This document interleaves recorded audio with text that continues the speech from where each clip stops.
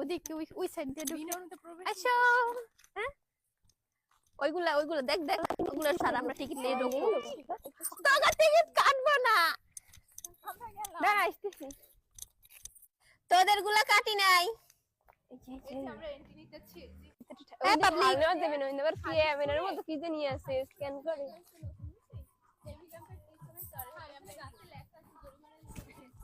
এই মানুষগুলোই আমার মানসিক শান্তি, যাদের টানে আমি বারবার আমার গ্রামের বাড়ি ছুটে যাই। ওদের সাথে কিছুটা মুহূর্ত কাটালে মনে হয় আমার যত ক্লান্তি, যত কষ্ট সমস্ত কিছু দূর হয়ে যায়। এই ভিডিওটা আজ থেকে প্রায় 3 থেকে 4 মাস আগের করা, কিন্তু হঠাৎ আজকে আমি আমার গ্যালারি চেক করতে যাই, দেখি যে এই ভিডিওটা পড়ে আছে। তো ভাবলাম যে ভিডিওটা আপলোড দেই। এই রিসোর্টটার নাম হচ্ছে শাবানা পার্ক রিসোর্ট, যেটা আমাদের এলাকার মধ্যেই, কোটালীপাড়ার মধ্যে।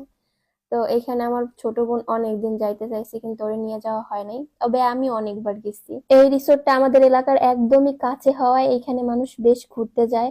আর আমাদের 2-4 এলাকার মধ্যে এই রিসোর্টটাই সব থেকে বড় আর ঘোরার জন্য সব থেকে সুন্দর জায়গা, যে কারণে আমি এই দিনটায় আমার বোনদের নিয়ে গেছিলাম। যেহেতু সকালে গিয়েছিলাম এই জন্য প্রচুর পরিমাণে রৌদ্র ছিল। এই যে বাহিরে এত ঘোরাঘুরি করি, তারপর আমার স্কিনটা মাশাআল্লাহ অনেক ভালো থাকে। তোমরা এই সম্পর্কে জানতে চাও যে আমি আমার স্কিনে কি ব্যবহার করি? আমি সবসময় আমার স্কিনে হোয়াইট আউরা মিরাকেল ক্যারট সোপটা ইউজ করি। এটা অনেক ভালো। তোমরা চাইলে এটা নুসরাত ক্যানভাস ফেসবুক পেজে পাওয়া যাবে, ওখান থেকে তোমরা কালেক্ট করতে পারো।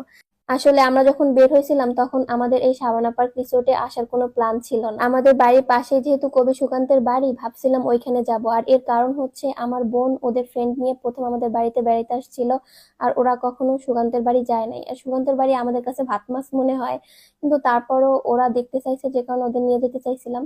কিন্তু আমরা যখন গাড়ি ভাড়া করে গাড়িতে উঠছি তখন দেখলাম যে ওদের মন খারাপ। তা আমি ভাবছি মনে হয় ওরা শাবানা পার্ক রিসোর্টে যাইতে চায়, কিন্তু ওরা শাবানা পার্ক রিসোর্টে যাইতে চায় নাই। ওদের প্ল্যান ছিল ওরা উলপুর জমিদার বাড়িতে যাবে, কিন্তু আমি সেটা বুঝতে পারি নাই। আমি ভাবছি যে ওরা শাবানা পার্ক রিসোর্টে হয়তো যাইতে চায়, আর আমার ছোট বোনও যাইতে চাইছিল, যে কারণে আমি বইলা উঠি যে ওইখানে যাব।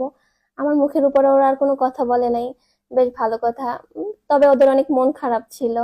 যখন পার্কের মধ্যে আসছি, পার্কটা ঘুরছি, তখন আবার ওদের মন ভালো হয়ে গেছে। আসলে এই পার্কটার মধ্যে পরিবেশ সত্যি অনেক সুন্দর, যেখানে ঘুরলে মনটা এমনি ভালো হয়ে যাবে। আর যাদের গার্লফ্রেন্ড আছে তারা গার্লফ্রেন্ড নিয়ে ঘুরতে আসলে তাদের মন এমনিও ভালো থাকবে, ঝগড়া থাকলে ঝগড়া মীমাংসা হয়ে যাবে। আমার ছোট বোনের প্রচুর পরিমাণে ক্ষুধা লাগছে, ওর চেহারার দিক তাকানো যাইতেছিল না, তো ওরে নিয়ে খাবার খাইতে আসছিলাম। তবে তাদের মেনু কার্ডে আইটেম তেমন ছিল না, 2-1টা আইটেম ছিল, তারপরও ক্ষুধা লাগছে, খাইয়ে নিচ্ছে, বেশ ভালো কথা। আমরা তারপর আবার ঘুরতে বের হই। পার্কটা অনেক বড়, যে কারণে একটু রেস্ট নিয়ে নিয়েছিলাম। তো আমার কাকাতো বোন এক একটা রিসোর্টের নাম পড়তেছিল, বলে যে আমরা লন্ডন আসছি, আমরা আমেরিকা আসছি, প্যারিস